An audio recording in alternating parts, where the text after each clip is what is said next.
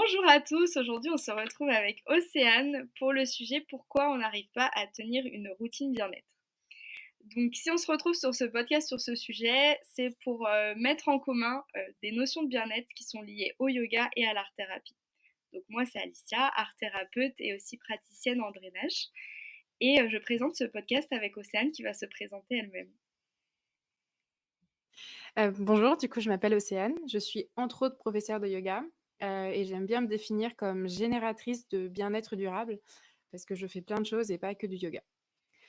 Voilà, après mon yoga est assez particulier parce que je fais du yoga vivant, c'est-à-dire qu'il est vraiment, en harmonie avec les saisons et avec nos cycles, que ce soit nos cycles infradiens et circadiens.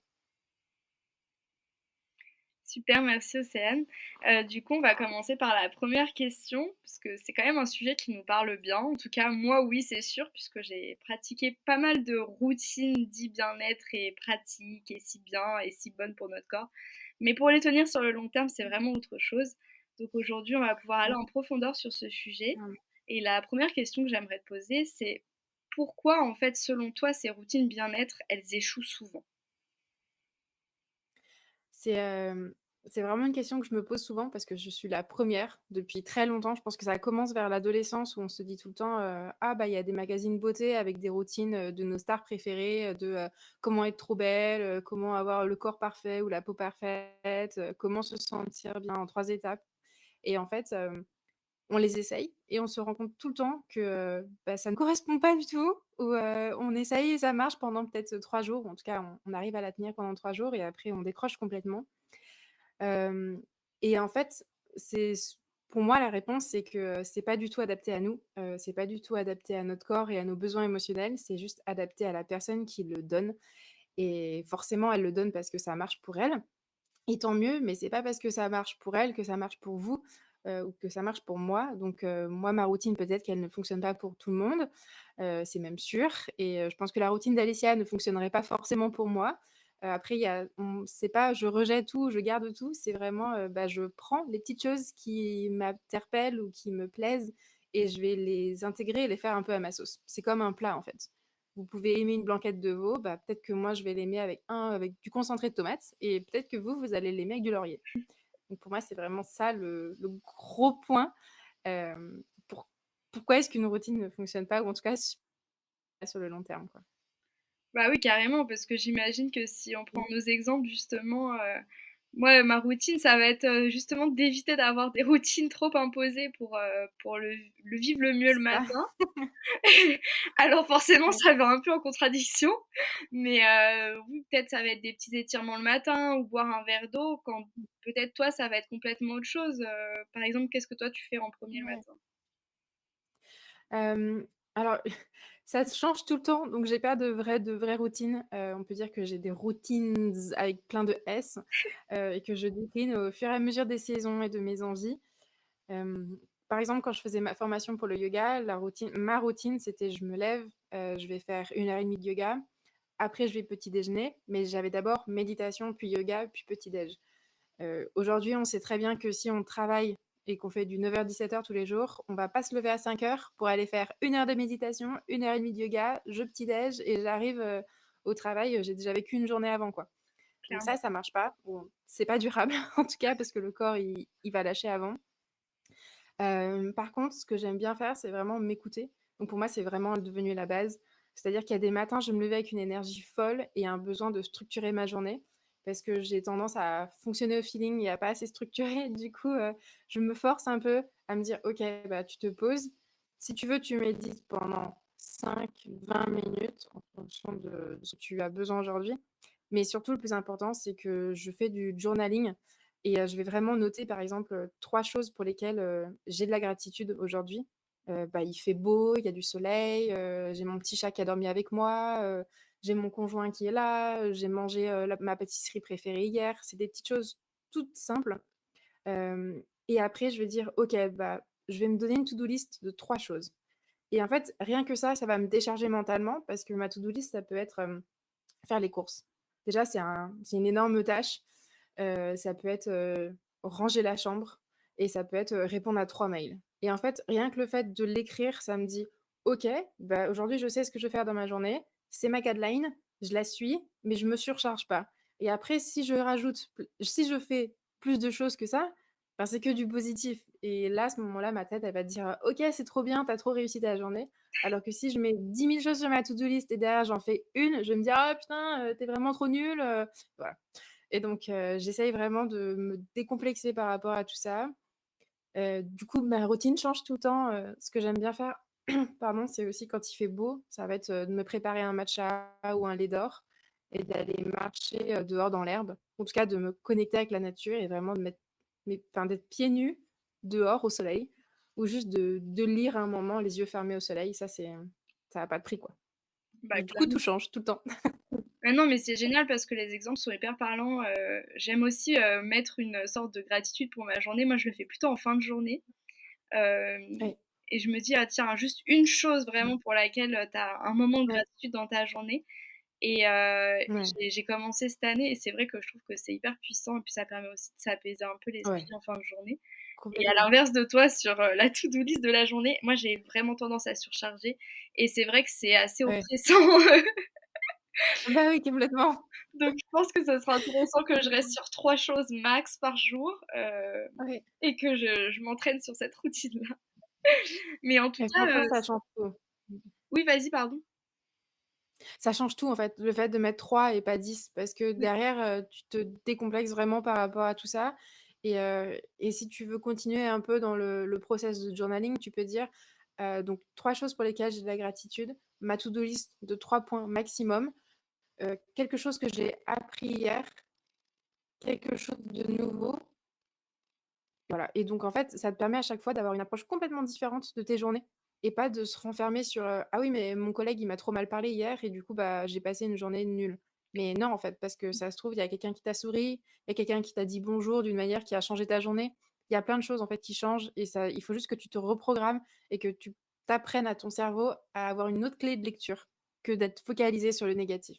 oui, puis le côté intéressant de ça aussi, c'est de se dire que du coup, à l'inverse d'une routine bien-être, mais peut-être cette routine dont on parle et où on a tendance à s'enfermer un peu dans la vie quotidienne et puis on a l'impression que toutes les journées Oui, se clairement. ressemblent et qu'on perd le temps de notre vie et tout ça. Mmh.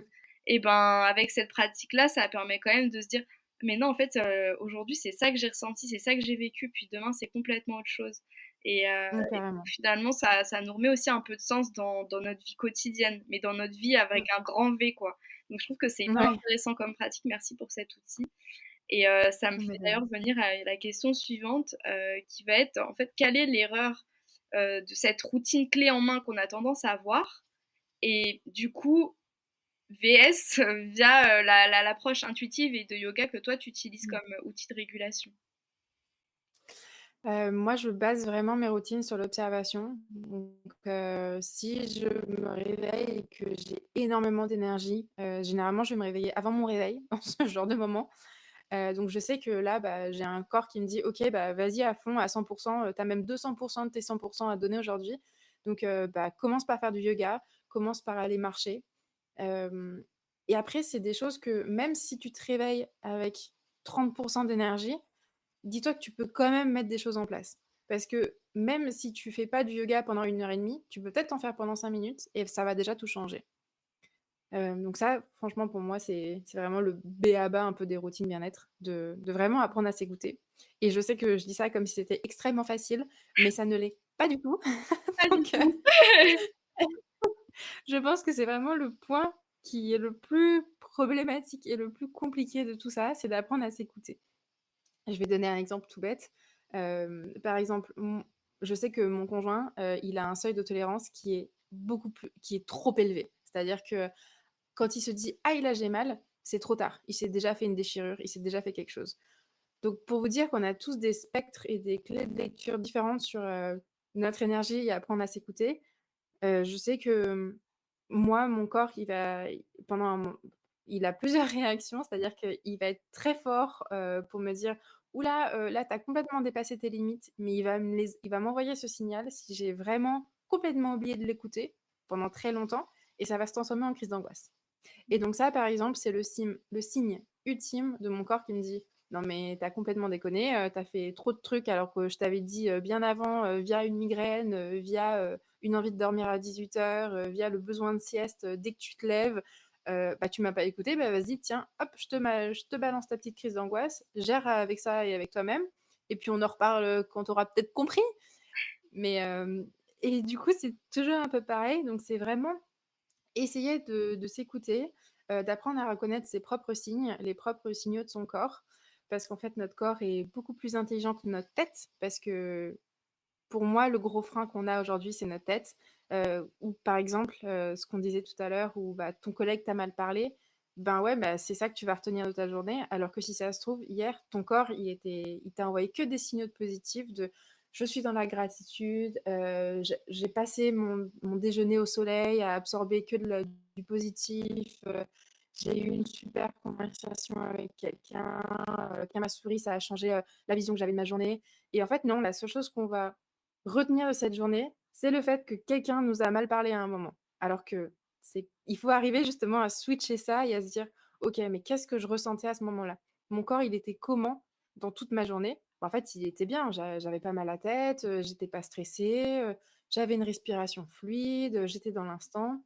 Donc c'est vraiment, on va dire inverser un peu toute notre clé de lecture qu'on nous a toujours inculquée de c'est le cerveau qui prend le lead, c'est le cerveau qui va te dire quoi faire de ta journée. Non, c'est vraiment: «C'est mon corps, faut que j'apprenne à m'écouter, faut que j'inverse» et ça, c'est vraiment le plus dur parce que vous allez à l'encontre de tout, de toute votre enfance, toute votre éducation, de tout. Donc Mais ce qui pour est moi, c'est vraiment intéressant dans ce que tu dis, c'est que c'est même pas vraiment le cerveau le problème parce que tu l'utilises quand même, mais tu l'utilises comme serviteur en mmh, fait. Tu l'utilises de dire, bah oui, voilà, carrément. canalise-toi sur l'observation et donne-moi les réponses que moi j'ai besoin à ce moment-là en fait. Ouais, c'est exactement ça. C'est très bien résumé. Et du coup, comme tu es quand même une bonne pratiquante en yoga, pour toi c'est un outil qui est spontanément efficace, mais que tu utilises à travers les besoins émotionnels et physiques du moment. Mais comment tu fais ça Ouais. toi en tant que prof et puis aussi en tant qu'élève avec toi-même finalement? Au début, je me rendais vraiment pas compte. Je pouvais passer, c'est enfin, en même temps, si, je dis ça, mais c'est un peu faux parce que c'était le seul moment de mes journées quand je travaillais dans on va dire des boulots normaux où tu faisais du 9h-17h. C'était le seul moment de la journée, dont j'avais hâte. C'est-à-dire, je me levais le matin en me disant: «OK, à 18h, tu es chez toi, tu vas dérouler ton tapis et tu vas pouvoir être avec toi-même, et vraiment bouger en fonction de ce que ton corps veut» et pour moi, le yoga, c'est ça, c'est vraiment, ben, tu vas bouger en fonction de tes besoins corporels et de tes émotions. Je me rappelle très bien d'une fois où j'avais une conversation très compliquée, très lourde, qui m'avait complètement bouleversée. Bah, mon premier réflexe a été de dérouler mon tapis et de bouger, sans forcément d'avoir un but ou d'avoir un flow qui était intégré ou que j'allais suivre.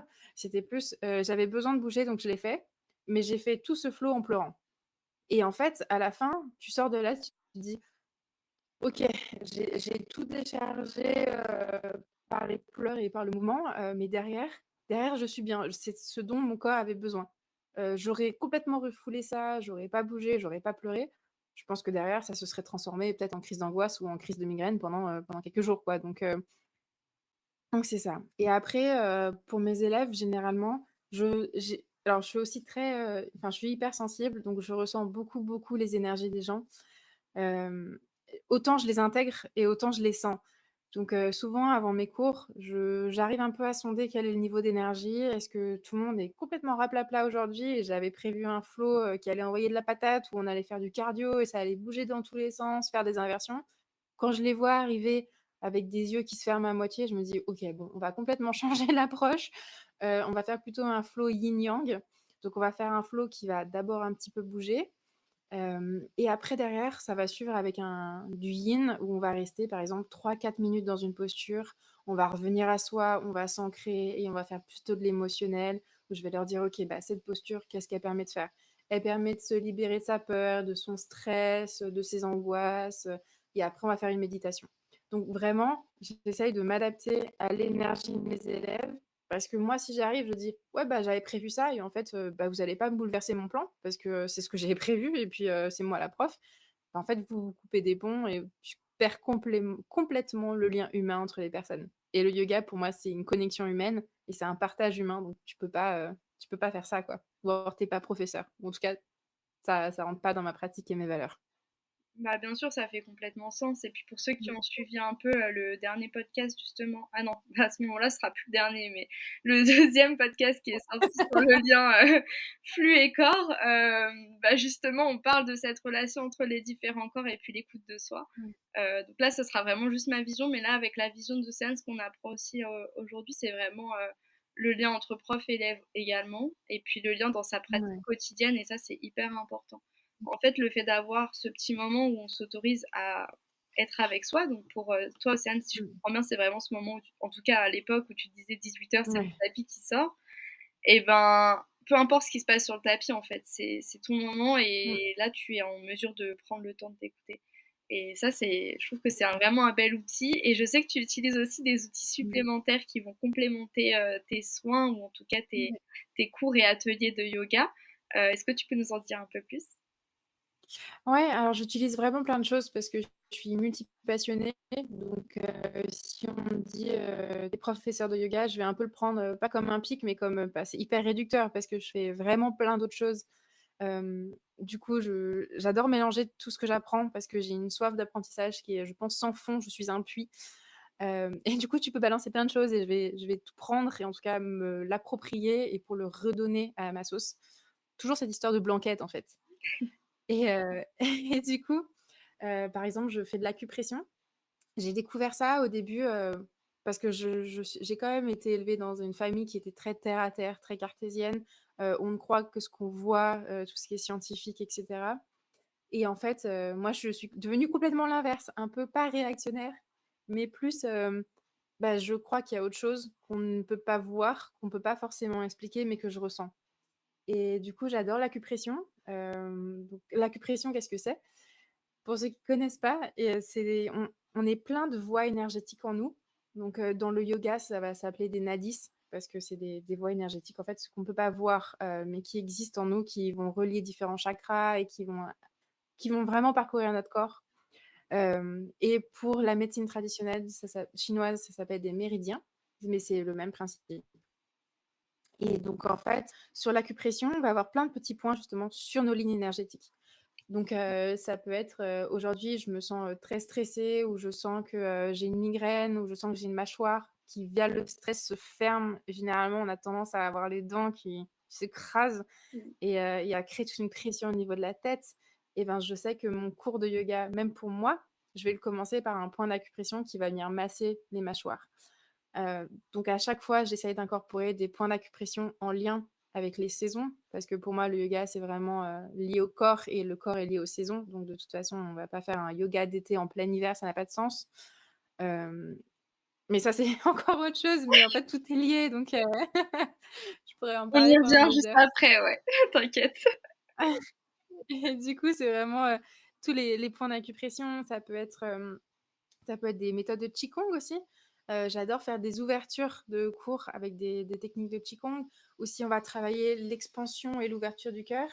Il y a un geste tout simple que j'adore, ça va être tu es assis sur des briques et tu viens dessiner un cœur avec tes mains, en fait, et ça a quelque chose d'hyper puissant où tu viens inspirer, tu lèves tes bras, tu crées l'ouverture et cet arrondi de cœur, et quand tu expires, tu reviens fermer en pointe, et juste rien que le fait de faire ça, en fait, t'ouvres tu ouvres tout ton corps, tu ouvres ton énergie, tu te prépares à recevoir, à complètement changer vraiment ta vision, et ça a quelque chose d'hyper puissant.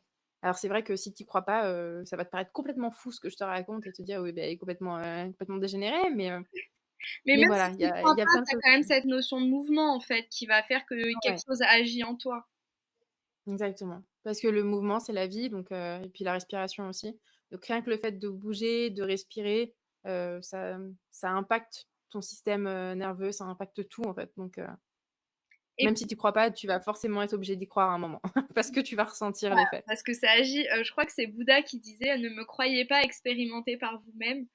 C'est vraiment Ouais, ça, c'est en fait, peu importe ce que tu crois, ce que tu complètement. crois pas ou ton jugement sur, la manière de s'exprimer d'une personne, parce que c'est trop spirituel, parce que ça l'est pas assez Mmh. ou peu importe, juste expérimente ce qu'on te propose et vois si ça agit pour Exactement. toi ou pas et sinon essaye autre chose, en Ouais, fait et exactement. et ça, c'est hyper chouette que c'est un beau rappel en tout cas et Ouais, si moi ouais. ça m'a titillé la curiosité, je pense que ça titillera la curiosité de quelqu'un d'autre. Donc quel serait par exemple le point d'acupression pour la mâchoire? Et ben, par exemple, pour la mâchoire, tu viens alors je vais poser mon micro en équilibre sur mon genou, on va voir si ça marche. Tu viens mettre tes index au niveau des lèvres de ta bouche, enfin, en tout cas, des extrémités de tes lèvres, pardon, et tu viens tracer une ligne jusqu'à arriver aux muscles, de tes joues. Parce que tu sens qu'il y a une sorte de petite ligne là de muscle qui est presque vers les oreilles, tu vois? Comme Ouais, si là, tu avais une petite ligne et ben ça, c'est la fin de ton muscle OK, et donc tu viens fermer tes yeux, tu respires, tu appuies un petit peu, mais pas trop, faut pas que ça fasse mal. Tu appuies un peu et tu viens faire des petits mouvements de cercle. Dans un sens ou dans l'autre, il y a pas ça n'importe enfin, peu importe. Juste, tu fais des petits massages comme ça et tu vas sentir qu'au fur et à mesure, tu as tout ton corps qui se dit: «Ah OK, je relâche». Tu viens tu viens vraiment activer toute ton énergie, en fait et ça change, quoi. c'est juste avant l'os, c'est juste? Ouais, Ah c'est ça, c'est super, juste avant l'os. Tu viens pas jusqu'à l'oreille, vraiment tu t'arrêtes avant. Donc c'est ouais, avant l'os et tu sens qu'il y a vraiment, un petit tu peux trou, un ouvrir ta petit peu. mâchoire pour sentir Ouais, et tu sens vraiment que tu as un muscle qui traverse comme ça, ouais. ouais, non, pas horizontal, vertical. Waouh, chouette, merci pour ça. Je pense que je vais bien le pratiquer celui-ci. Ouais, il y en a plein, les migraines, il y a plein de choses, j'en donnerai si un peu plus si tu veux après. Super et bah, du coup, tu étais partie sur les saisons, alors je t'encourage à continuer Oui. là-dessus parce que c'est vrai qu'on sait que enfin, on a parlé déjà du fait qu'une pratique de yoga ou en tout cas une routine de toute façon bien-être, Mmh. doit être dans l'écoute de soi et en fait, l'écoute de soi, tu as quand Ouais. même déjà fait le lien sur le fait que l'écoute de soi, c'était plus grand que soi seul et que c'était en lien avec vraiment un j'ai envie de dire un univers, mais dans tous les sens du terme. C'est l'univers de chez soi, Ouais. l'univers de son corps, l'univers, de la Terre, du cosmos, peu importe ce qui parle aux gens. Et Mmh. donc, il y a aussi cette notion de cycle. Et Complètement. pourquoi pas, justement, ne pas répéter les mêmes gestes tout au long de l'année, tous les jours, etc. Ouais. Bah, si par exemple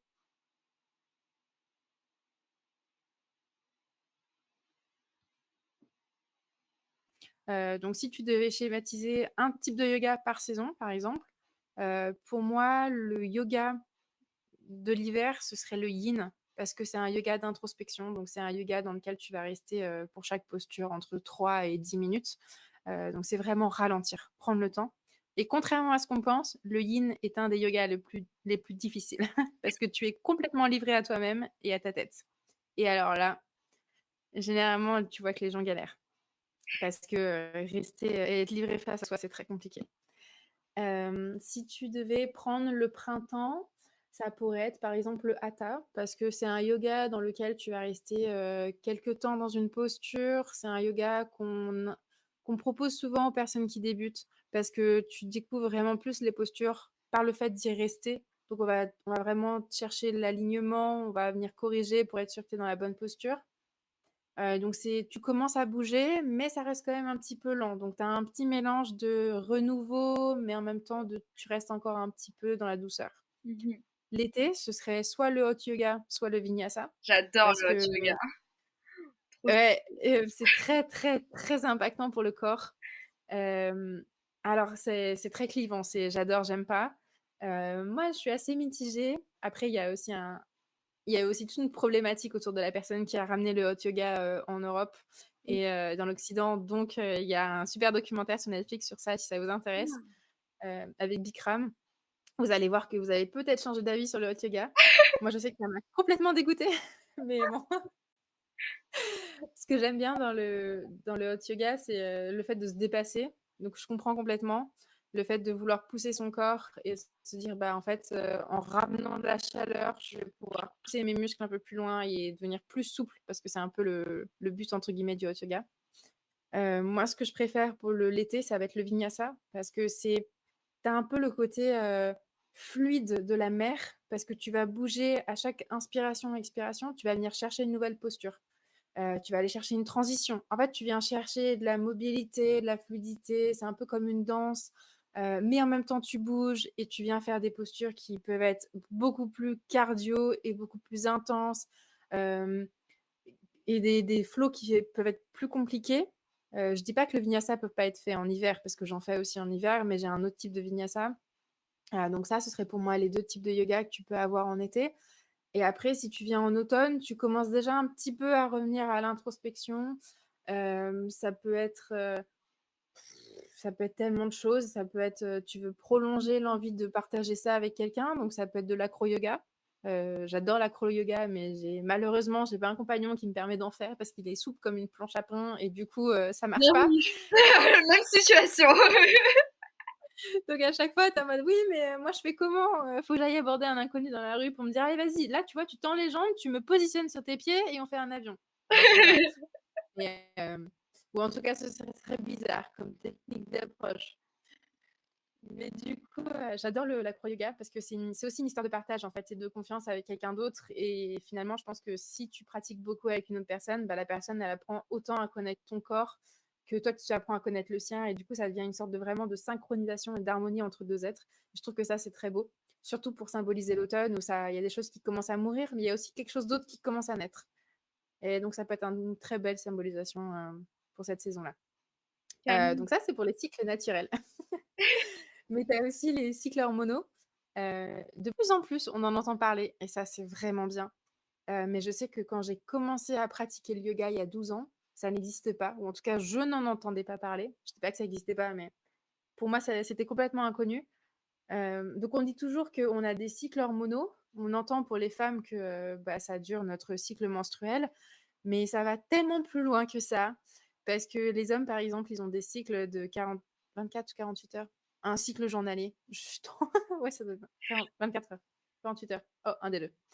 Et si tu as la réponse, dis-moi, parce que je sais jamais si c'est 24 ou 48.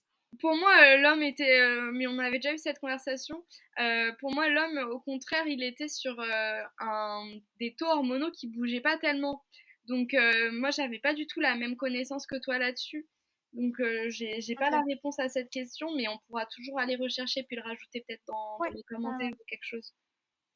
En fait, l'idée, c'est de se dire que ça change pas beaucoup pour les hommes, mais tu as quand même des courbes d'hormones qui vont faire qu'ils vont se réveiller, ils vont avoir un pic d'énergie qu'ils vont avoir toute la journée, et puis le soir, ça redescend, et puis ils vont aller dans un cycle de sommeil. Mmh. Or, la femme, c'est pas du tout ça. Enfin, tu as 2 cycles pour la femme qui, du coup, vont parfois aller l'un envers l'autre. Enfin, il va y avoir des conflits, parfois ça va s'harmoniser, du coup, c'est assez compliqué. Parce que pour les femmes, il faut quand même rajouter le cycle infradien qui, du coup, est notre cycle menstruel. Mais c'est hyper réducteur de l'appeler le cycle menstruel parce que la menstruation en soi pour la femme va durer entre 3 et 5 jours. Donc c'est faux. On a un cycle qui va durer entre 28 et 35 jours. Ça dépend des cycles de chacune. Et du coup, on va avoir 4 phases dans notre cycle circadien, infradien pour les femmes, pardon. Et du coup, tu vas avoir dans ces 4 phases, tu as la phase d'ovulation où tu vas péter la forme, avoir une énergie de folie, tu vas vouloir aller courir un marathon, tu vas vouloir manger de la viande rouge si tu manges de la viande rouge, tu vas juste avoir une énergie de fou, péter le feu.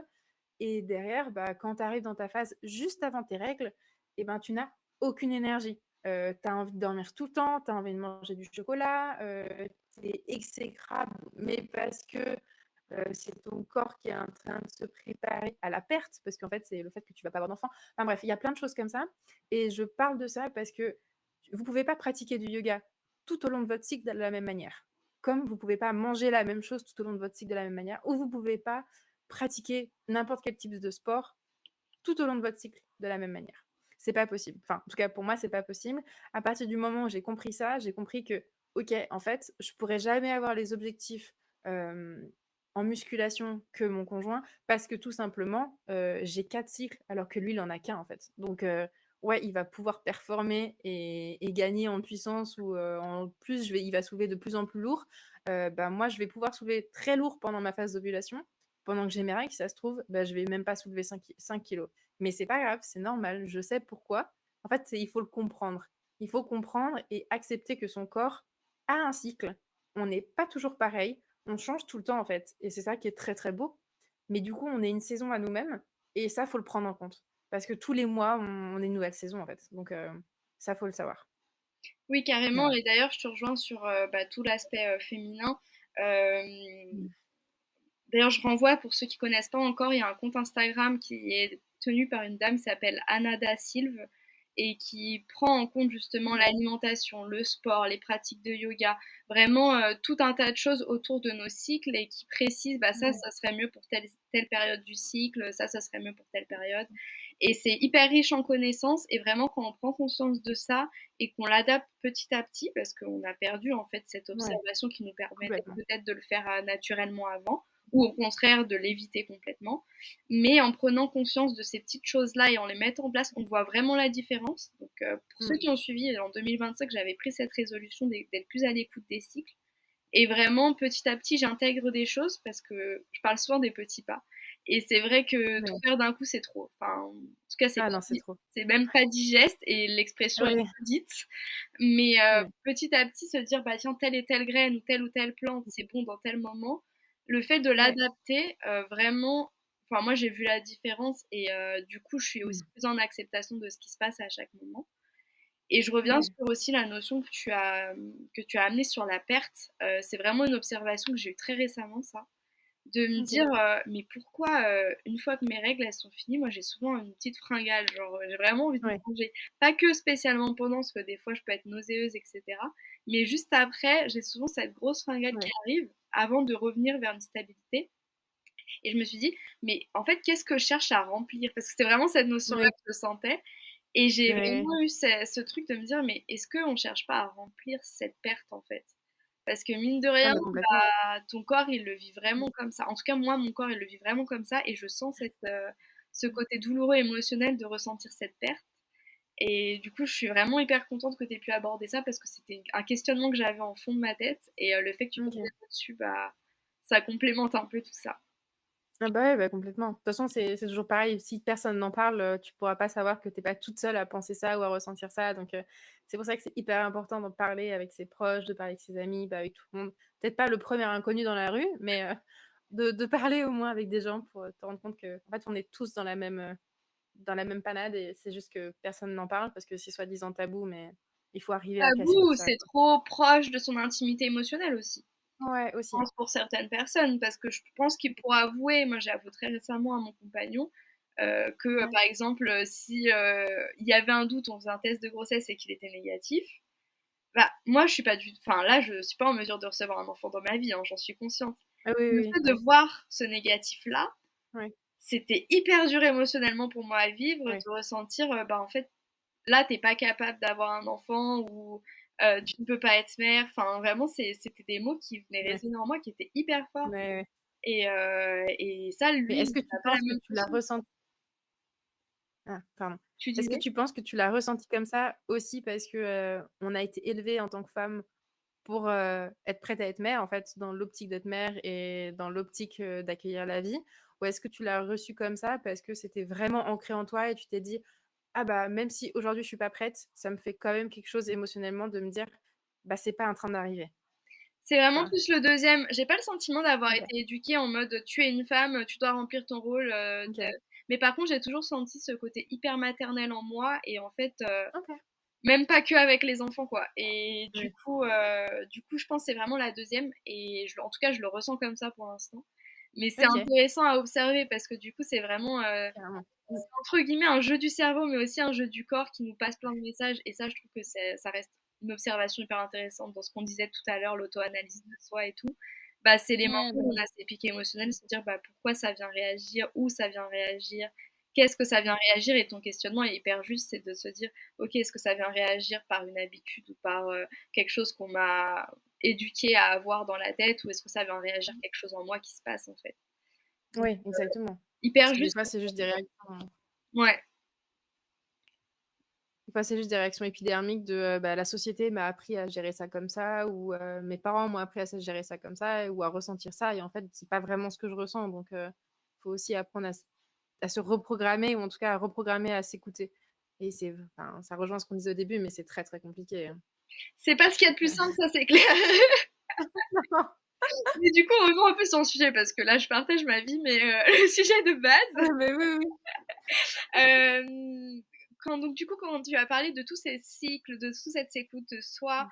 de vraiment, en fait, l'ensemble de tout ce qui se joue autour de nous et en nous, ça va jouer donc dans ta pratique, ça va jouer dans ta manière d'enseigner. Et pour la Mmh. personne qui est toute seule chez elle, si elle doit avoir un petit conseil en plus, donc elle peut se dire: «Bon, bah, par exemple, je vais suivre les saisons ou m'autoriser à vivre plusieurs types de yoga, même si c'est des cours en ligne ou quelque chose». Mais est-ce que tu Ouais. as un petit conseil en plus, qu'elle pourrait appliquer, justement dans sa pratique? Ouais, qui peuvent être pas forcément liées aux saisons, mais même, à l'écoute de son corps. Ça peut être, tu te réveilles avec l'impression d'être très lourde, des fois, tu as l'impression d'être écrasée. Je sais pas vous, mais moi, des fois, j'ai l'impression que mes genoux sont tellement lourds que rien que marcher, ça demande un effort, quoi. Donc ça peut être, par exemple ou alors que je respire, mais de manière très, très courte, tu sais? Où c'est pas tu halètes, mais c'est une respiration qui est un peu compliquée, qui est un peu bloquée et ben, là, du coup, ça va être, tu es chez toi, tu ressens ça, tu essayes de retrouver de l'amplitude dans ta respiration. Donc ça peut être, des choses toutes simples comme, je viens faire des mouvements de droite à gauche pour essayer de retrouver de l'amplitude latérale.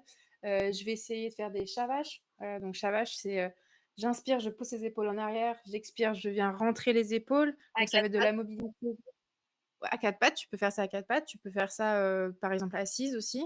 Oui, Tu peux faire ça allongée, tu peux faire vraiment, tout OK. ce que tu veux. L'idée, c'est de retrouver de la mobilité, que ce soit, de d'avant en arrière, que de droite à gauche, que, en latéral et du coup, ça peut être débouché sur une technique de respiration. Ça va être juste je ferme les yeux, pas forcément de la méditation, mais ça va s'y rapprocher de je vais compter mes respirations et donc ça va être je ferme les yeux, j'essaye d'inspirer sur 3 temps. Si je veux, je bloque sur 3 temps, j'expire sur 3 temps, je rebloque sur 3 temps. Ça s'appelle de la respiration, en carré. Pareil, ouais. Ça, c'est très, très bien pour calmer le système nerveux et retrouver de l'amplitude dans la respiration. Ça peut être, je sens que je suis bloquée, mais je sais pas d'où, je sais pas l'expliquer, je connais pas la source. Une technique très simple que j'adore, c'est de sauter sur soi-même, enfin non, parce que tu peux pas t'allonger et sauter sur toi, mais tu viens juste sauter sur place. Et du coup, tu viens vraiment mettre les épaules dans ton saut. Parce que souvent, on se dit: «Bah, je saute, mais je gaine quand même le haut». Là, c'est vraiment je saute, mais je laisse vraiment toutes les épaules sauter en même temps et du coup et je peux fermer les yeux et vous allez voir qu'en fait, rien que de faire ça, ça réactive toute mon énergie et on sent quelque chose que parce qu'en fait, les enfants font ça beaucoup quand ils sont jeunes. Ils sautent sur place ou ils font du trampoline et en fait, ça a un espèce d'éveil énergétique de, je comme si je venais pomper ou gonfler un ballon, avec une pompe, mais vraiment énergétique et en moi, en fait et ça a quelque chose de hyper, comme si on rajeunissait, mais qu'on se ressourçait et qu'il y avait une sorte de reboot un peu Oui. et donc ça, c'est des pratiques qui sont super sympas. Il y a une explication, si je peux me Heu, permettre, aussi à ça, c'est qu'en fait, ça ouais, vient, pomper, tout un tas de choses au niveau des pieds et ça vient refaire circuler OK, notamment la lymphe. Donc, il y a vraiment une OK. explication aussi lymphatique dans cette, pratique-là et c'est pour ça qu'on dit, par exemple, que les personnes qui marchent beaucoup, elles permettent Mmh. aussi une meilleure circulation dans le corps, mais pas que sanguine, mais globale, Mmh. parce qu'en fait, elles viennent appuyer sur le pied qui va mettre en place un OK, travail plus actif de la lymphe naturellement. Voilà. trop bien. Tu vois, moi, j'ai juste la théorie, toi, tu as l'explication, scientifique, c'est trop bien. C'est quand tu le pratiques, tu vas chercher des fois, mais c'est vrai que Oui, d'un c'est point vrai. de vue simple, en tout cas, ça fait du bien, ça c'est sûr. Et d'ailleurs, Ouais, il y a même une retraite de yoga, petite pensée à la mère de mon compagnon, qui est naturo, et elle ramène un trampoline OK, aux retraites de yoga, pardon. Et justement, les gens peuvent aller faire du trampoline avant ou c'est après le trop repas, bien. tranquille, hein, juste des petits sauts. Ouais, Et ça vient activer ça, justement. OK. Ouais, mais c'est vraiment trop bien et c'est des pratiques qu'en fait, on fait naturellement enfant et dès qu'on grandit, on se dit: «Bah, on fait plus», alors qu'en fait, c'est là où on en a le plus besoin presque donc Oui, il y a plein d'autres choses aussi. Moi, ce que j'aime beaucoup faire, c'est, comme je suis très sensorielle, ça va être d'utiliser les huiles essentielles. Ça, c'est quelque chose pour moi qui fonctionne beaucoup. Alors attends, j'ai noté des parce que c'est très, très particulier donc par exemple, moi, je commence toujours une séance de yoga, après c'est très clivant aussi, en faisant brûler du bois de santal, donc du palo santo. J'adore parce que pour moi, en fait, c'est un peu comme si j'avais programmé mon corps à se dire: «Dès que tu sens ça, c'est le moment de te détendre et de revenir à toi».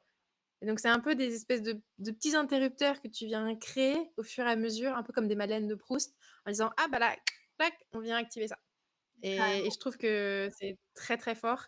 Donc pour moi, c'est Palo Santo. Après j'aime bien aussi jouer avec mes émotions, donc si je sens que, je me sens complètement découragée, ou que je suis en manque de courage, bah, je vais diffuser de l'huile essentielle de gingembre parce que c'est connu pour, être très encourageant comme huile. Si je veux quelque chose d'assez sensuel, je veux, où j'ai l'impression de pas du tout être connectée à mes sens, je vais rajouter de l'huile essentielle de rose. Ça peut être en automassage, ça peut être dans un diffuseur, enfin il y a vraiment plein de choses, du romarin si je veux un peu plus d'énergie, si et il y a des jours aussi où j'ai beaucoup d'énergie et j'arrive sur mon tapis et j'ai pas envie en fait de m'asseoir et d'être immobile. J'ai envie de danser parce que j'ai une énergie qui a envie de bouger, qui a envie de s'exprimer et ben, ça s'appelle de la danse, libre ou attends, je l'ai noté parce que il y a des termes quand même à respecter. De la danse intuitive ou extatique. Et du coup, c'est vraiment j'en ai rien à faire de la forme que ça va prendre et de si quelqu'un regarde, il va se dire: «Ouais, elle est complètement possédée elle». Bah, c'est un peu le but. C'est vraiment, l'objectif de je ferme les yeux, je mets ma musique préférée ou une musique qui me donne envie de bouger quoi et je bouge et je laisse mes bras, je laisse mes hanches, je laisse tout bouger et ça, c'est des pratiques qui sont hyper puissantes, mais dont on parle pas. Donc tu pas besoin de faire du yoga, même si j'encourage tout le monde à essayer. Mais c'est on a tous en fait nos pratiques à trouver. Hem, pour donner encore peut-être un exemple, j'adore quand je sens que j'ai besoin de me reconnecter à moi ou de me toucher parce que souvent, par exemple, j'aime bien m'asseoir comme ça, ou même pendant des postures de yoga, j'ai besoin aussi de me toucher ou de me pas de me gratter, mais en fait, alors je saurais pas l'expliquer exactement, mais je sais que c'est lié aux terminaisons que tu as dans tes doigts et au besoin de se reconnecter à soi. Donc en fait, tu recrées des ponts et tu viens dire à ton corps: «Je suis là, je suis dans le moment», mais je sais que ça il y a un nom. Je sais que En psycho, on utilise la signification, tu me diras si c'est ça. On utilise le moi-po. C'est en fait un livre qui a été écrit. Alors là, j'ai un vrai doute, mais je crois que c'est par Jung et qui parle justement de cette notion de, en fait, des fois, euh, nos corps ils sont un peu dispersés, puis le fait de remettre du contact, du oui, toucher, OK, ça c'est ça, ouais. revient vraiment dans son corps physique. C'est aussi pour ça qu'on C'est ça. emmaillote les bébés quand ils sont enfants, enfin quand ils sont OK. bébés. On les emmaillote pour vraiment qu'ils aient conscience des limites de leur corps Ouais. physique, en fait. Et nous, des OK. fois, on a besoin de ça. J'en parlais hier avec une copine, par exemple. Elle avait travaillé avec des enfants autistes, par exemple. Et OK. elle me disait qu'ils utilisaient souvent les vestes lestées ou les couvertures lestées. Ah oui, C'est toujours dans cette notion-là de sentir du poids, de sentir les limites de son OK. corps et de revenir dans quelque chose, Ouais. finalement, qui, d'un point de vue psychologique, quand tu imagines un problème, tu l'imagines tellement grand. Et en fait, quand tu reviens Oui. à toi, tu dis, mais enfin, ça va quoi. On gère. Ouais, bah, il est tout petit mon problème. Voilà. Ouais. Donc il y a un peu de ça et après il y a aussi cette notion Ouais. de bah évidemment comme tu disais, on a beaucoup de bah on a de l'énergie qui passe beaucoup dans les extrémités Ouais. et dans tout notre corps de manière générale, mais il y a aussi cette notion comme tu disais de bah de tout ce qui est plus physique, donc tout ce qui est nerveux, tout ce qui Mmh. est fluide, etc. Et c'est vrai que d'aller mettre en contact en fait ce qu'on a déjà Carrément. naturellement dans les mains avec des endroits de notre corps, Mmh. bah, en fait ça va agir comme quelqu'un qui va voir un masseur, qui va se faire masser. Ouais, Bah, je parle c'est pas ça. quelqu'un de physique, pas par une machine, mais Ouais. en tout cas qui va aller se faire avoir un soin corporel. Mmh. Et ben, le fait juste d'avoir des mains qui se posent sur lui, il va y a déjà y avoir quelque chose qui se passe. Parce que Ouais. forcément, il y a une intention de bien-être qui se pose et puis il y a cette chaleur du contact humain. Il y a beaucoup de choses en fait qui se passent à travers ça. Ouais. OK, bah, en fait OK, bah, tu vois? Encore une fois, tu as l'explication, et moi j'ai juste le côté, je l'ai ressenti mais j'arrive pas à l'expliquer. C'est pas juste le côté, parce que ça veut dire que tu as une intelligence déjà tellement présente que tu pas Ouais. besoin du côté psychologique pour le comprendre, tu vois. Donc, Ouais, mais quand tu essayes de persuader d'autres personnes ou de l'expliquer et tu pas il te manque ce petit truc et les gens te disent: «Bah, oui, mais j'y crois pas, moi, je suis pas dans ton corps, donc je le ressens pas». Alors que si j'arrivais à avoir ces mots-là, peut-être que ça marcherait plus. Mais bon, bah, ça y est, à deux, c'est un autre sujet. on fait le combo, tu vois. Mais grave, ça marche.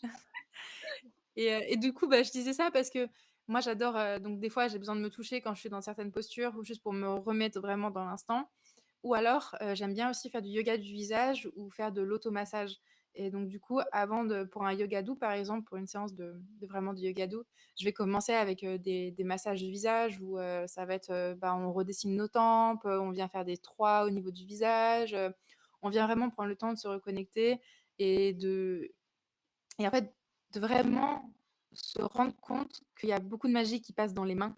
se compèrent beaucoup et je trouve que c'est très important d'y revenir et il y a un grand débat, par exemple, dans le yoga sur ça, est-ce que tu touches ou tu touches pas quand tu fais un cours? Est-ce que tu ajustes qu'à la voix ou est-ce que tu ajustes avec les mains? J'ai fait un post là-dessus qui a vachement bien marché, où, il y a eu pas mal de débats dessus, avec des vocaux aussi en privé. Mais c'était vraiment de se dire, moi, par exemple, j'adore être ajustée à la main. J'ai besoin qu'on me touche et qu'on me prenne et qu'on me dise: «OK, bah, là, tu hop, non, tes hanches, elles sont pas bien», donc quelqu'un vient poser ses mains sur moi, m'ajuste et en fait, ça va me permettre d'avoir des déclics et de dire et de ressentir, en fait, la bonne posture et de me dire: «Ah OK, en fait, c'est ça que je dois ressentir dans telle posture et c'est à ça qu'elle sert». J'ai donné un cours de yoga à des amis le week-end dernier, pour un week-end entre filles et hem et je les ai ajustées dans un chien tête en bas. Tu me diras, c'est la posture la plus commune au yoga, mais elles avaient jamais été ajustées en chien tête en bas et en fait, rien que le fait de les ajuster dans cette posture, elles m'ont toutes dit: «Ah mais en fait, c'est à ça qu'elle sert». Mmh. Mais ouais et en fait, si tu le sais pas et que tu as jamais vécu un ajustement chien tête en bas, tu sais pas qu'en fait, ben, c'est vraiment une posture qui va t'apporter ça. Oui, je suis d'accord et je te rejoins, il y a aussi, un débat à peu près similaire, mais qui a été plus ou moins résolu, on va dire, en art-thérapie en OK. enfin, en art-thérapie tout court, tu me diras. C'est, quand une personne, elle est en débordement émotionnel ou peu importe, c'est OK. de savoir, en fait, quelle est la distance à adapter par rapport à cette personne. Est-ce que Ah, justement on la laisse vivre son émotion ou est-ce qu'on va, la réconforter dans un câlin, dans du toucher pour que justement elle revienne dans le corps? OK. Et c'est vrai que ça a été travaillé, en fait, avec, aussi un côté intuitif du thérapeute de se dire: «Bon, bah, Mmh. là, cette personne, d'abord, on la laisse vivre son émotion. Si elle nous demande de l'aide, bah, on va vers cette personne et puis D'accord, si ouais. ça commence à aller trop loin et bien, on se pose d'abord à Mmh. côté. Mais en fait, finalement, le lien, qui va être à présent à chaque fois, ça va être le côté intuitif, donc vraiment l'observation, le la prise de pouls de l'ambiance de la personne, de la salle, de l'exercice et cetera et après ça va être de poser des questions, en fait. D'être présent par la voix d'abord Mmh. et ensuite de demander à la personne, est-ce que c'est OK si je te touche ou est-ce que tu as besoin que je te Mmh. touche ou et en fait, en passant par la question, bah, c'est la personne qui donne son propre besoin à ce moment-là, Oui, justement, parce que peut-être que exactement, ouais. demain, ça sera une autre réponse et ça permet de faire Complètement. quelque chose d'assez juste et je trouve qu'en yoga, tu l'as très bien dit, il y a quand même quelque chose d'assez clair quand on te repositionne dans le mouvement et pas que par Mmh. la voix, parce que des fois, ce qu'on dit par Ouais, la voix, on l'interprète de 1000 façons différentes ouais, complètement.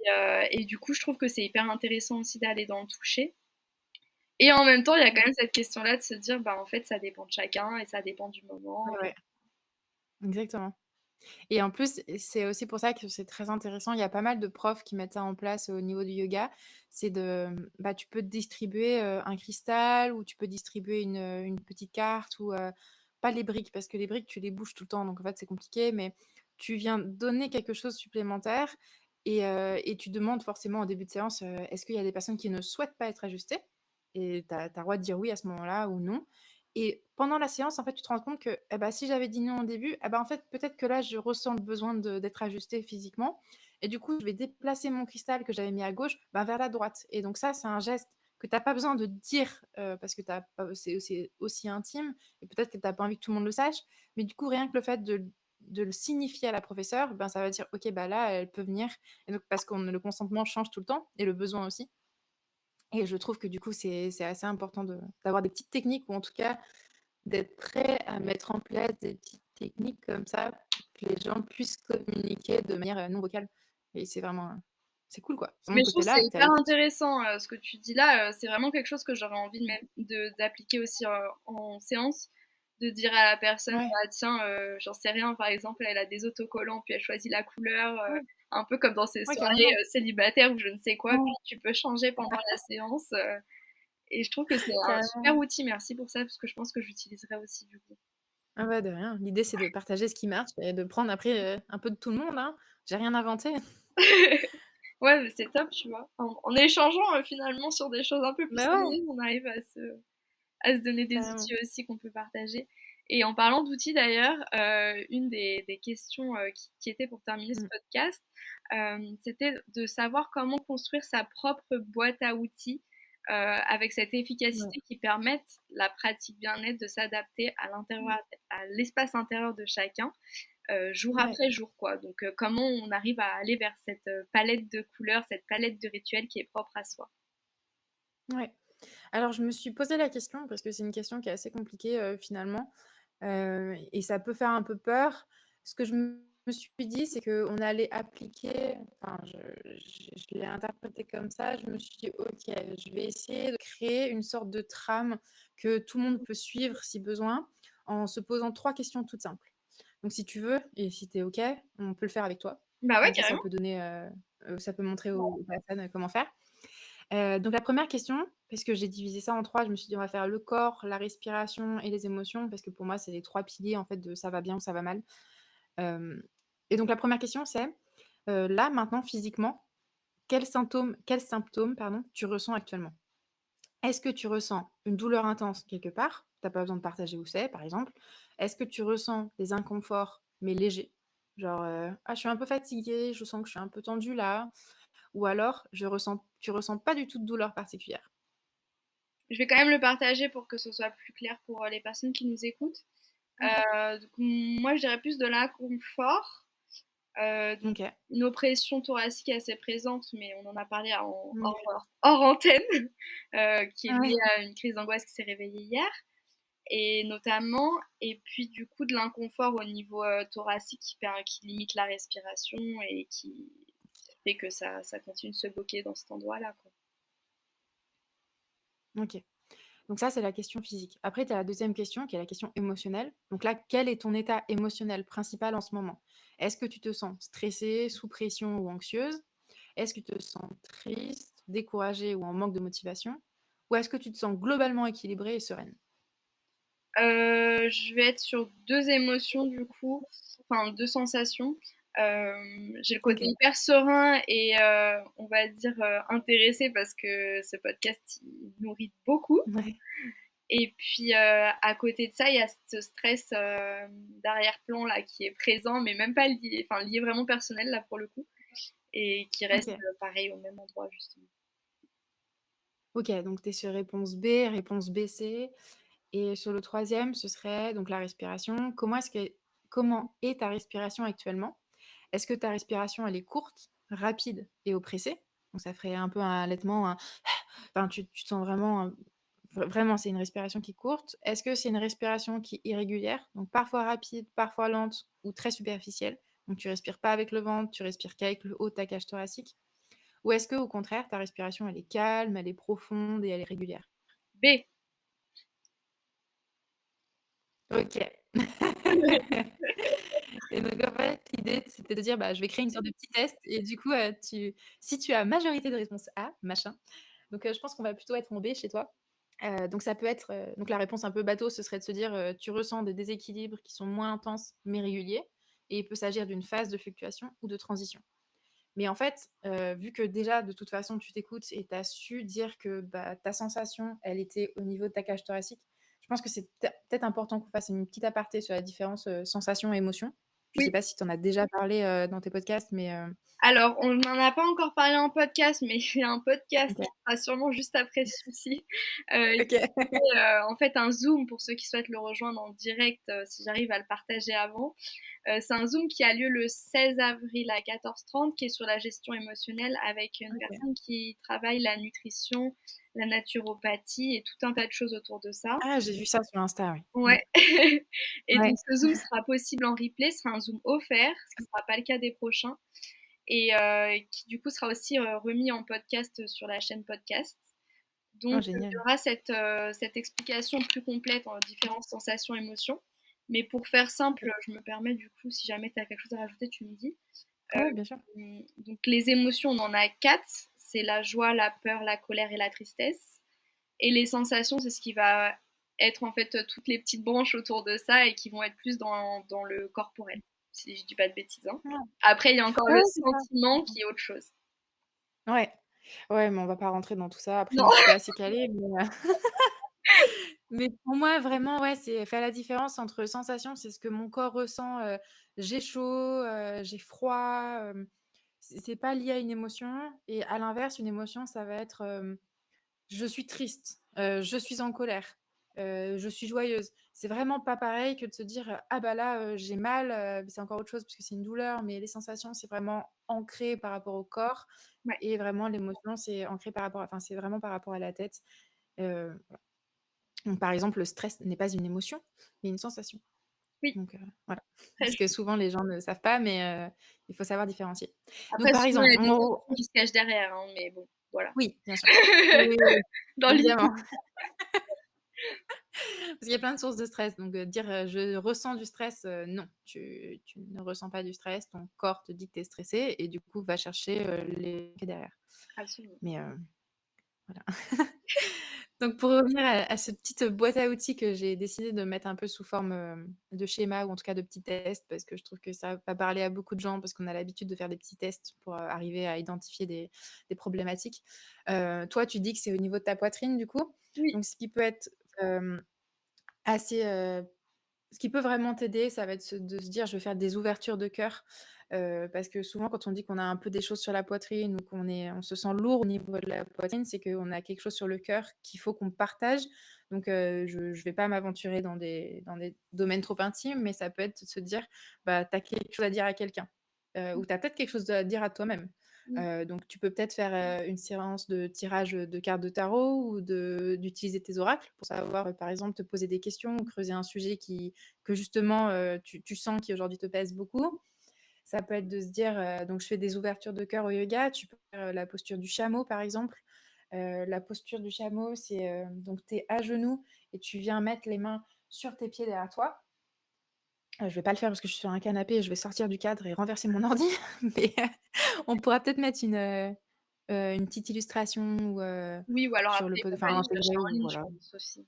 Ouais, voilà. Donc c'est Ustrasana, mais la posture du chameau.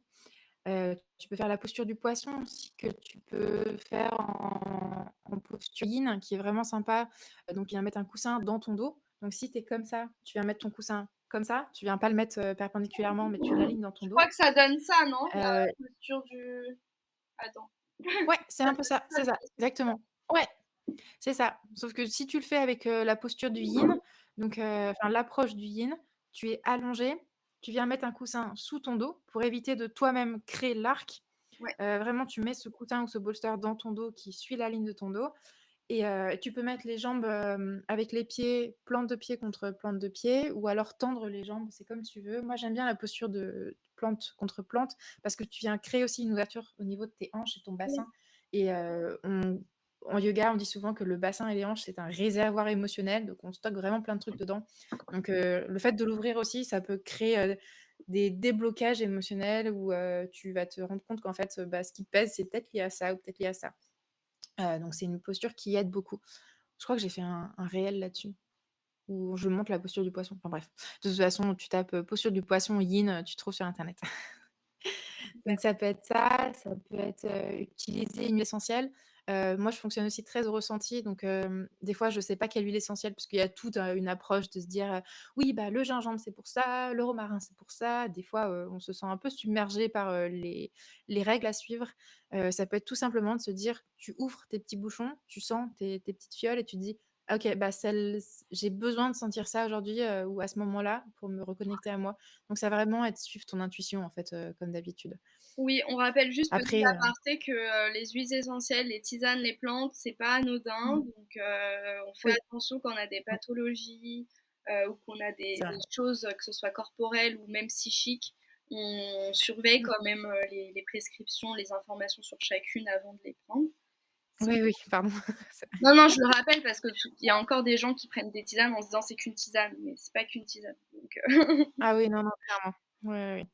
Non, il faut et puis de toute façon, moi, c'est pour ça que les huiles essentielles, si je les utilise, c'est pas directement sur mes élèves, c'est je les diffuse ou alors moi, je les utilise sur moi et je viens juste mettre mes mains au-dessus d'eux, surtout en shavasana. Genre, je les fais passer au-dessus d'eux pour qu'ils sentent, mais qu'ils se soient pas en contact avec eux parce que tu sais jamais si quelqu'un est allergique ou fait des réactions, mmh, l'idée, c'est pas ça, quoi. ouais.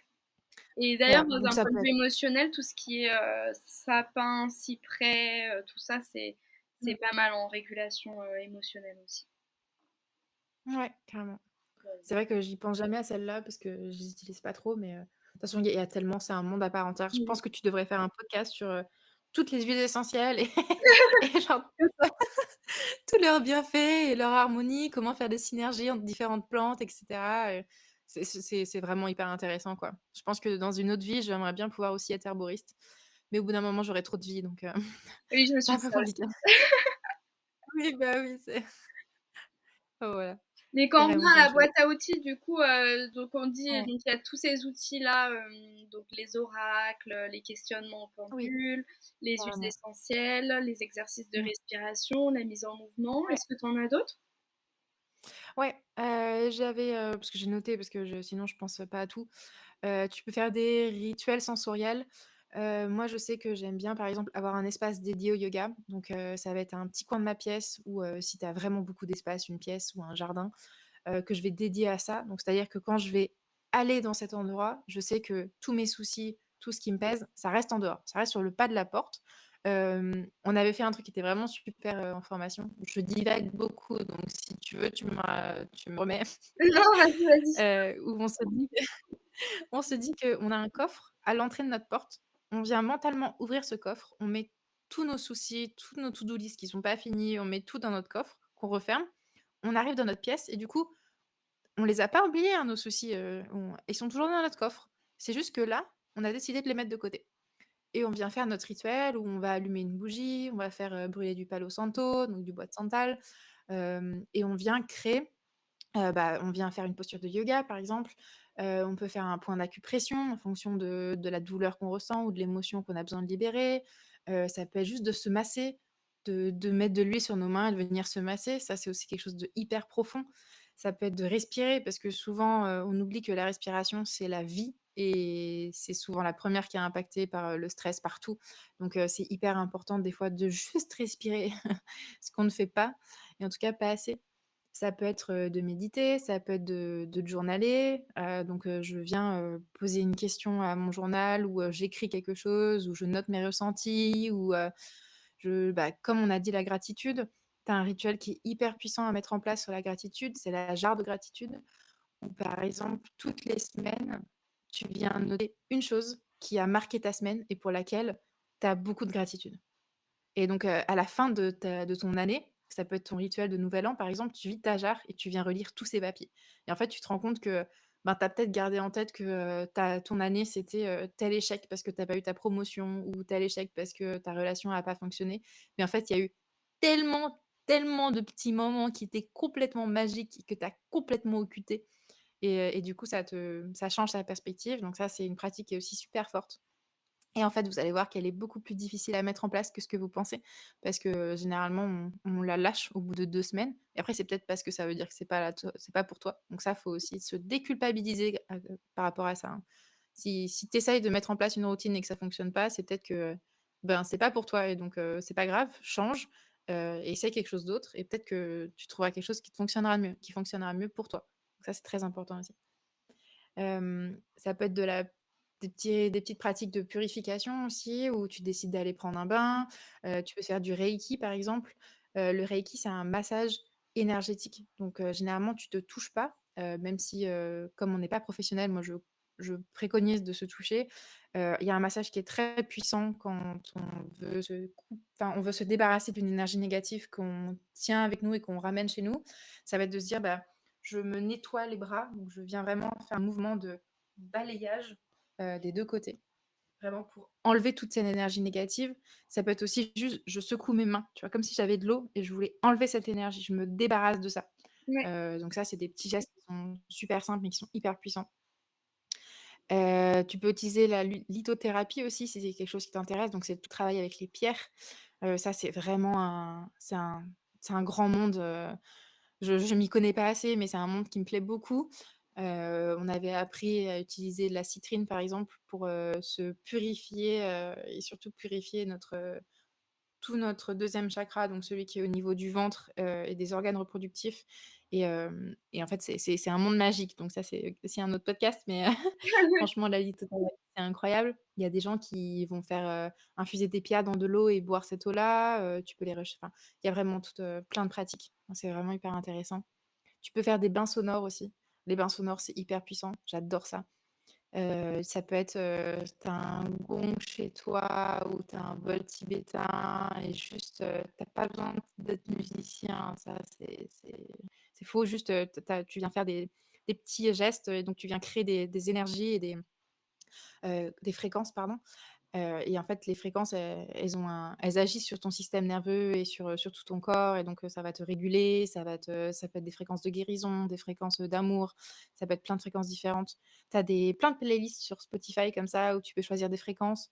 Donc généralement, c'est en hertz et tu peux taper, fréquence, gratitude, fréquence amour, fréquence guérison comme tu veux et tu peux juste, fermer les yeux, te mettre en position de Shavasana, donc la position du cadavre, où tu es allongé et tu viens juste écouter un bain sonore. C'est incroyable. Tu as des bains sonores aussi sur Spotify où tu tapes, bain sonore avec bol tibétain et tu te laisses porter. Si vous avez jamais fait, c'est hyper puissant. Enfin Ça moi peut juste être des musiques que je vous ressens aimez, hein, qui s'il y a des musiques qu'on aime, ouais, et qui viennent justement, aux carrément, bons endroits pour nous. Ça peut être ça aussi. ouais. C'est vrai, ça peut être vraiment tout. Et après, ça peut être, tu as décidé d'avoir une approche un peu plus énergétique et tu viens travailler sur tes chakras. Donc les chakras, si vous faites du yoga, enfin ou même pas, vous pouvez être juste passionné d'énergie. Il y en a 7 principaux. C'est les images que vous connaissez toutes avec les couleurs où vous voyez un homme assis en lotus avec, 7 points lumineux différents. Donc je vais vous donner juste par exemple l'exemple du premier. Le premier c'est le Muladhara, donc c'est le chakra de la racine, le chakra de la stabilité et de l'ancrage. C'est un chakra on peut savoir très vite quand il est déstabilisé et stabilisé et donc on peut se dire: «OK, bah, aujourd'hui je me sens, pas à ma place, j'ai l'impression de pas être bien, que ce soit chez moi, dans un café, dehors, juste je me sens complètement déstabilisée, de pas savoir où je suis, de pas avoir de racines». Donc ça, c'est des signes, par exemple, d'un chakra de la racine qui est déstabilisé. Ça peut être le fait d'être, en insécurité tout le temps, d'être anxieux, pardon, face à différents besoins fondamentaux. Donc le fait de pas pouvoir manger, de pas pouvoir, avoir un toit et cetera. Et donc on a des pratiques toutes simples pour arriver à le réguler. Ça va être de faire des postures, de yoga, par exemple, qui vont vous ancrer. Donc ça va faire, le malasana, c'est la posture, de la guirlande. C'est un peu le squat japonais, enfin le squat asiatique. Tu sais, les asiates, ils squattent tout le temps pour s'asseoir, bah, c'est cette posture-là. La posture du chameau, tu peux faire un point d'acupression sous, la voûte plantaire. Ça peut être de se connecter avec des huiles essentielles, ça peut être d'aller faire des câlins à des arbres. Ça, par exemple, c'est hyper puissant aussi comme pratique. Enfin voilà, il y a vraiment plein de choses, de travailler avec la terre, par exemple, parce que du coup, tu te connectes vraiment, au fondamental. Enfin c'est voilà, donc il y a plein, plein, plein, plein de pratiques. Donc après, moi je dis toujours et ça c'est quelque chose que j'ai entendu qui m'a profondément marqué. S'il y a quelque chose de tout ce qu'on a dit de ce podcast ou, de toutes les pratiques qu'on a évoquées, qui ont capté ton attention, creuse. Ça veut dire que c'est quelque chose qui est fait pour toi et qui va t'aider. Pas forcément aujourd'hui, peut-être demain, peut-être dans 10 ans, mais ça veut dire que c'est quelque chose que ton intuition te dit: «Ah vas-y, l'ignore pas, là il y a un truc à creuser». Oui, parce que là, on a donné énormément d'informations et c'est Ouais, vrai que, même dans la boîte à outils, je pense qu'on s'est un peu lâché. Mais c'est dans le bon sens et pour vraiment chacun puisse aller ouais, vers la découverte du petit truc qu'il a appelé, peut-être même qu'il sait pas du tout ce que ça veut dire ou qu'il a jamais fait ou ouais, voilà, peu importe. Mais c'est vrai que ce petit ouais, truc-là qui vous a fait tilt, qui a fait vibrer, que ce soit le cœur, la tête, ou l'envie d'aller chercher plus loin, ouais, carrément. donnez-vous la possibilité d'aller voir Mmh, ce que c'est, d'aller vous renseigner ou même de nous contacter pour en ouais. savoir plus. Ah bah, ouais, ouais, carrément. Moi, je serais hyper contente de vous renseigner ou même si vous me dites: «Ah bah, j'ai cette problématique qui revient souvent» ou «J'ai envie de travailler ça», bah, hésitez pas, j'adore partager donc n'hésitez pas à me contacter.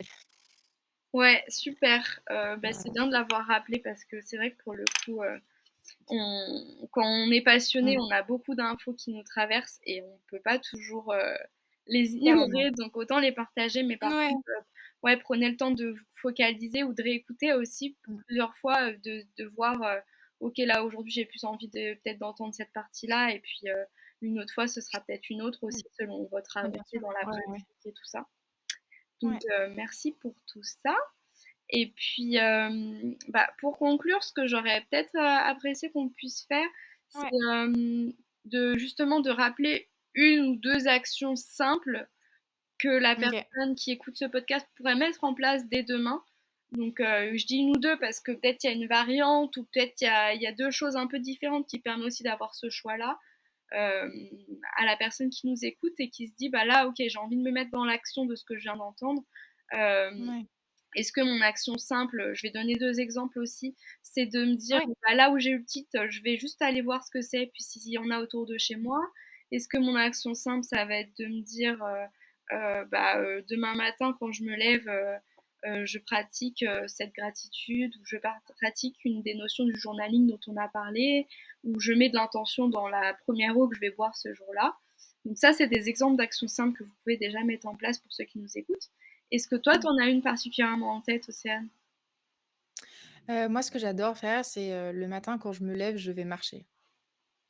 J'adore faire ça. Je sais que, je peux pas tout le temps le faire parce qu'il y a des fois il pleut, il y a des fois il y a la vie qui nous rattrape, mais juste aller marcher, ça nous permet de, bah, comme tu dis, ça active toute la lymphe et tout, mais il y a quand même quelque chose de et puis je le faisais aussi, par exemple, avec mon conjoint, du coup, on marchait, c'était le moment qu'on avait pour préparer notre journée, pour être là avec l'autre, pour se dire: «Bah, OK, là, moi j'ai ça, j'aimerais bien que tu sois là pour moi, en fonction de ça».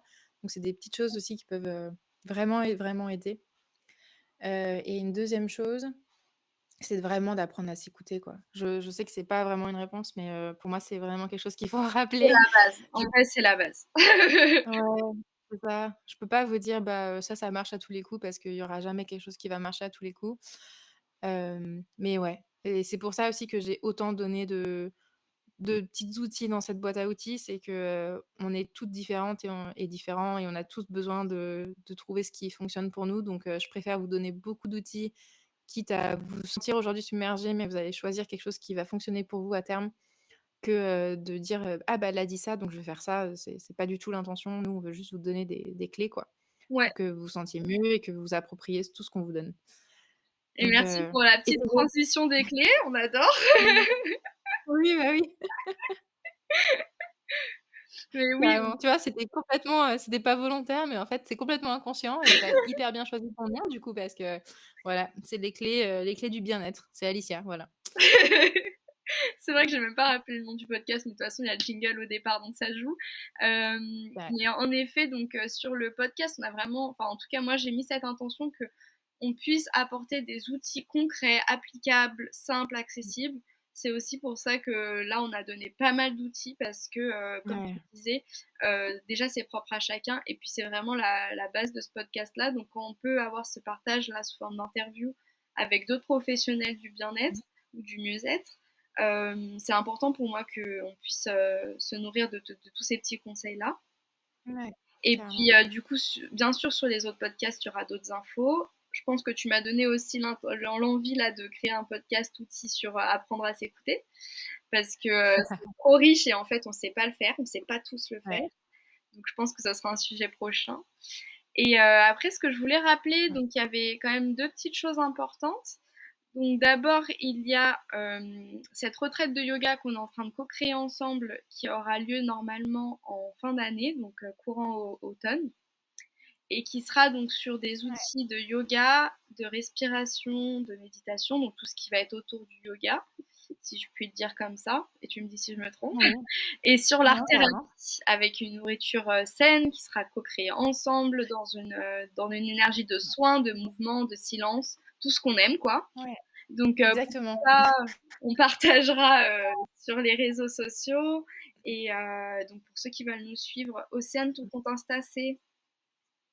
C'est parenthèse Flocéane. Après, je pense que tu peux le mettre en description On ou mettra en description, ouais. Voilà. Et pour mmh. moi, bah, du coup, c'est les clés vers soi, pardon. Je mélange des Oui. fois les clés du mieux-être et les clés vers soi. Alicia, les clés vers soi, avec deux S pour Alicia. Mais pareil, c'est dans les descriptifs. Où on y mettra du coup toutes les infos, certainement aussi les dates et tout ça. Donc, n'hésitez pas à suivre pour toutes ces infos-là. Et je voulais aussi faire le lien parce qu'on a pas mal parlé des acupressions, des cycles, etc. Et je sais que c'est un outil que tu as mis en forme de guide. Est-ce que tu peux nous en dire plus? Oui, j'ai, bah, sur mon profil Instagram, vous allez voir qu'il y a un lien, qui renvoie vers mon petit site internet, et dedans, vous allez retrouver plein de guides gratuits que j'ai faits pour vous. L'idée, c'est de vous aider justement à bien sur les cycles infradiens, donc les cycles dont on parlait tout à l'heure. Il y a, 5 points d'acupression que je vous donne et comment arriver à les pratiquer. Enfin, il y a plein de petits guides comme ça gratuits, il y en a 3 au total. Voilà. Donc c'est des petits outils qui sont gratuits, bien sûr et donc l'idée c'est de vous allez, comme on a dit, prendre ce qui vous plaît et pas forcément tout prendre et c'est ça qui est bien aussi, quoi. Ouais, ça c'est Voilà. vraiment important. Et puis en fait, je Mmh. l'ai déjà partagé dans un autre podcast, mais il y a tellement d'outils autour de vous qui sont déjà Ouais. accessibles, donc vous bloquez pas sur Oui, finance, temps, c'est ça. machin.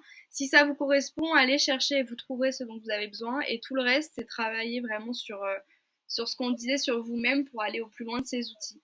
Mais Océane, je te Exactement. remercie vraiment parce que moi aussi j'ai appris des choses et c'est ça que j'adore aussi dans Ah cet bah, trop cool, échange. trop Et bien. j'ai apprécié qu'on puisse aussi faire Mmh. évoluer cette relation de l'école hôtelière à l'évolution au Oui. mieux-être. Donc C'est franchement, je vrai suis qu'on contente. n'était pas destinés à faire ça, la première fois qu'on s'est vus, je pense, ni l'une ni l'autre et du coup, c'était très drôle qu'on se recontacte, complètement par hasard et que finalement ça arrive à ça, quoi. On aurait Ouais, je pense que ni l'une ni l'autre, on se serait dit, il y a 6 mois, «Ah bah, on ferait un podcast un jour ensemble et on co-créerait une retraite de yoga ensemble», donc c'est trop beau. Comme quoi la vie, c'est des rencontres et on sait pas pourquoi on les fait, mais au bout d'un moment, bah, ça s'éclaire et on sait pourquoi on l'a faite. Donc c'est ça. Toutes les expériences mènent à un but voilà. final qui est vraiment propre à soi et qui a du sens. Donc ouais, Ouais, super rappel encore. c'est ça. Merci beaucoup Voilà. pour ce podcast. Je vais Bah, de couper rien, là. ça marche.